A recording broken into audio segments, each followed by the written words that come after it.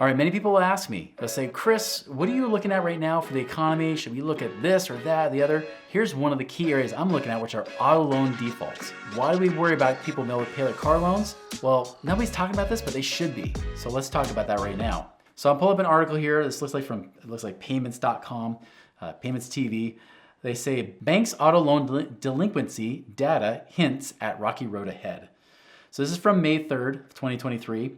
I was trying to find the most recent type of data that comes here about auto loan delinquencies. Now, why do I look at this, right? I'm looking at this because with average Americans, they really do drive the economy. I know they talk about like the feds, they talk about the government and creating new jobs and unemployment rates and all this stuff. But in truth, what really shows the health of an economy is your financial health too.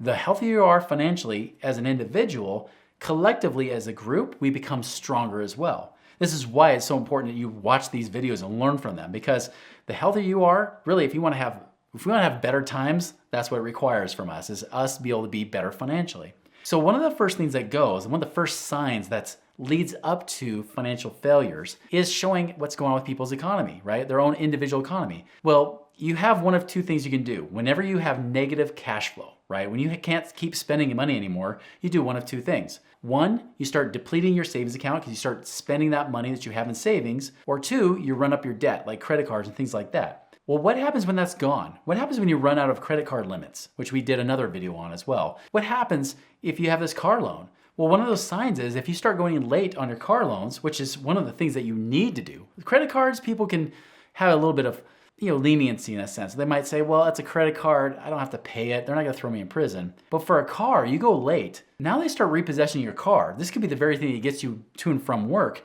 You need this vehicle, right? So this is one of the last things to go. So if this starts going late, much like your house, like your mortgage is going late and things like that, if this starts going late, we know there's a problem.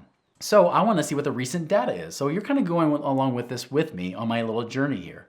So he talks about U.S. consumers juggling out the bills to pay and when, yada, yada. Okay, so let's just get right to the numbers, okay? So he says the data from the banks illustrate the pressures where as many as 15% of car buyers had a monthly payment of at least $1,000 in the last quarter of 2022. That's up 10.5%. So here's one of the pressures we're seeing right now. And this is what's making it harder for people. Think about it.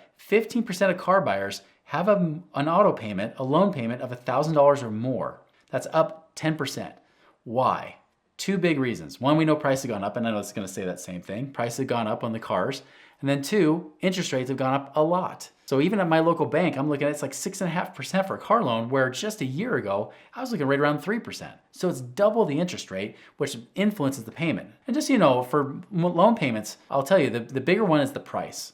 Because interest rates, they have a little effect, but it's not as big as you'd think it would be. Really, the prices are what really makes that payment change the most. But think about it, 15%, that's about 1 out of every 6 or 7 car loans are over $1,000 a month. That's not cheap. Now, some people could probably afford it, but there's a lot of people that can't. That's like a rent or a mortgage payment for some people. Okay, now looking at Wells Fargo's numbers, right? Now they're reporting what's going on and seeing what's happening here.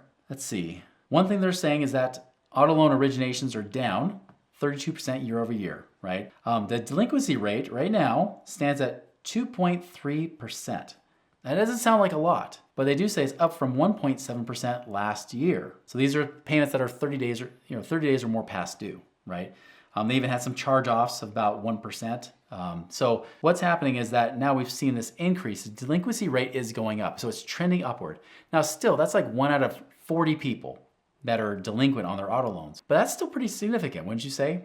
And that's definitely a decent amount. Remember, a vehicle is one of those things that we actually prioritize. Heck, even when I was in the hole, $15,000, $16,000 a month, I was still trying to make my auto payments just so that I could keep driving to and from work. Because if I didn't have that, I'm screwed, right? So that was along with my house payment, which I even at one point, I stopped paying my house payment. I actually kept making my car payment more than my house payment because I knew eventually I was gonna have to just let it go, especially when I was going in the hole and almost tanking financially. So same thing is happening here. So 2.3%, again, doesn't sound like a lot, but again, it's still higher than last year.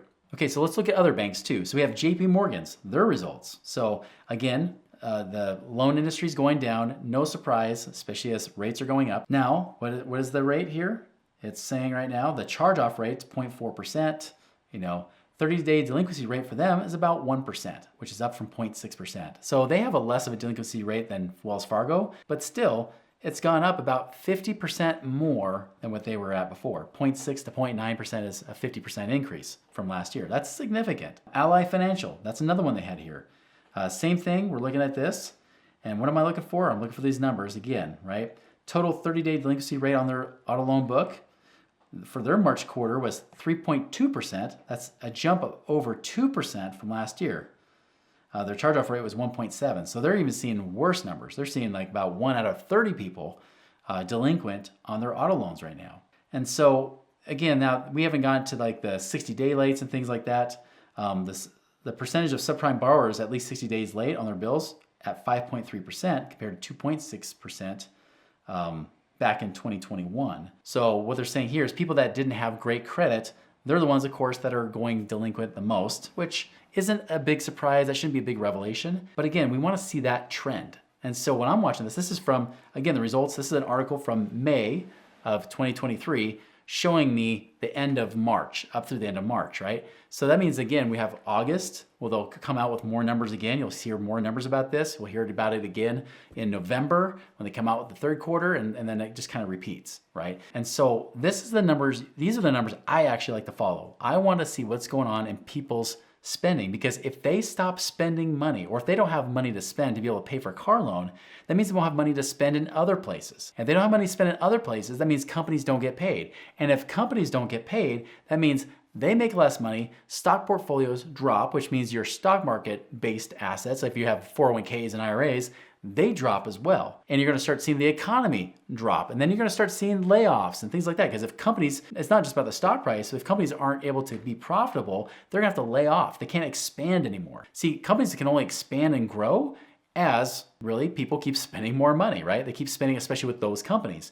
But if people start pulling back the reins a little bit and they start holding on to their money more because they know they don't have enough of it, that creates not just a recession, but in extreme cases, a depression. And that can be dangerous for you because even if you're doing just fine, what's going on in the rest of the world could be affecting you too. So watch for this. Watch for these signs. These are the early signs before a recession hits. Watch for this. And we're already seeing it, right? We're already seeing that. And that's why I also look at spending. We look at what people are actually doing. Consumer spending is one that you hear people talk about. But auto loan defaults, credit card defaults, you don't hear about those as much. And so I look at those numbers as well, just to see what's going on, just to understand what's going on with you specifically. Heck, if I start seeing those numbers going up more, I might talk about ways to keep paying. You know, we might do videos on that, like how do you keep paying on a car when you don't have the money to pay for it, right? Or how do you keep paying on the credit cards? Or how do you negotiate with credit card companies and things like that? I have lots of experience with that from the last recession because I had to do that repeatedly. It was horrible. But in the meantime, I just want you to be aware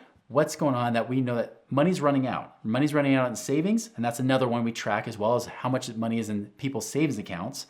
Are they still saving or are they not saving anymore? Because if people aren't saving, again, it means they're negative cash flow. It means that they have more money they're spending than what's coming in income. And that's a dangerous place to be. That is when you start seeing those defaults go up. You're gonna start hearing about mortgage foreclosures, and it's just, it's chaos, right? It's total chaos, pandemonium, you know, cats and dogs sleeping together. It's horrible, right? So we wanna stay away from that. That's the kind of thing I look for as well. Hey, go ahead and put in the comments. Like, let me know, what are some of the things that you watch for? What are some things you've noticed? What are you concerned about? Put that in the comments below. And by the way, if you want to see something that's kind of cool, speaking of people about debts, it's no secret that Dave Ramsey hates debt. Well, I actually have a video you should watch where he looks at Graham Stephan's portfolio and actually admits that maybe some of the things that Dave Ramsey says all the time may not always be true. Check that out.